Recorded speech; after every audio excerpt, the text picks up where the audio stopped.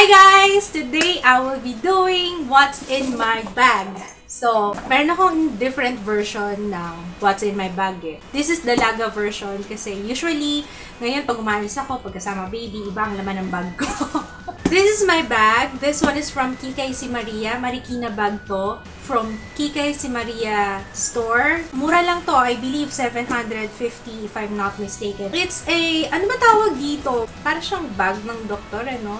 Pink and brown. So, lately, ito yung lagi kong ginagamit. Meron siyang strap, pero mas preferred kong gumamit ng bag na nakaganito. Doon niya ng dating pagpasok ko na nakaganito.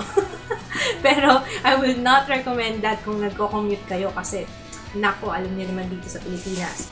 Kailan ba yung last na what's in my bag ko? I think 2 years ago. More than 2 years ago kaya.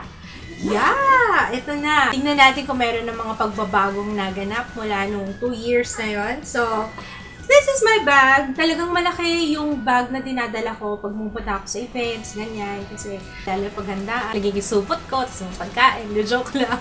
Minsan kasi dinadala ko yung DSLR. So, hence, kaya malaki yung bag. Inside, magsimula tayo sa, nasa bulsa. Meron kasi siyang bulsa sa loob. Yan. Vlogging camera. Cellphone, of course. Calling cards. Kasi minsan pag wala akong ginagawa, yan, nag-aabot ako sa malls. Sa entrance ng malls. Hindi, joke lang. Ito yung aking Kikay kit. Konti lang yung laman niya, actually. Konti lang yung dinadala ko. Hindi kasi ako nagta-touch up kahit blush or hindi. Pero ito yung pang-touch up ko, okay? Ba't ang konti nga? 3 lang. Kasi tinanggal ko yung lipstick. So, yun lang i-add ko dito, yung lipstick. Kung ano yung suot ko yung lipstick that day, yun lang yung dinadagdag ko dito. Okay, so, ito yung talagang laging nandito sa Kikay kit ko. Blotting paper, napaka-importante. This is from Mary Kay. Yan, yung aking favorite na beauty blotters. Pink Sugar Dual Finish Face Powder. Lately, ito yung ginagamit ko kasi ang laki na sila, men. So, yan. And ang shade ko is Natural Beige. Isa rin na gusto ko sa kanya is yung sponge. Mandaling mag-retouch sa kanya. Carmex na moisturizing lip balm. So, yan ang mainstay ng aking Kikay kit. Wallet, of course. Favorite ko yan, stripes, black and white. Alam niyo naman. And andyan, andito yung coins ko. And sa loob. Ano na sa loob? Mga resibo. Nag-order ako ng resibo. Tingnan nyo kung gano'n nakakapal yung mga resibo ko dyan. Ano ba yan? Nakakaloka. Bakit ba nag-hoard ako ng resibo? Tapos meron akong ballpen, just in case. Meron akong ballpen dito sa wall. Akalain niya nagkasya yung ballpen. Tapos mga cards, ATM cards, health cards. Ito. Yun. Ano pa ba? Wala na. Actually, walang pera dito. But ano ba klaseng wallet to? Walang pera. Power bank from Shop All You Can. 10,000 mAh. Tama ba? mAh. Siguro mga 3 beses na ako nag-charge sa kanya. Hindi pa ako hindi pa ako nagre-recharge ulit. So, it's pretty good. It's from Shop All You Can. Lalagay ko yung sa description box. And then next is my random nursing pads. Hand cream from Caronia. From Caronia na hand cream. Hand and foot care. Pero nilalagay ko siya sa hands. Ang scent niya is green tea.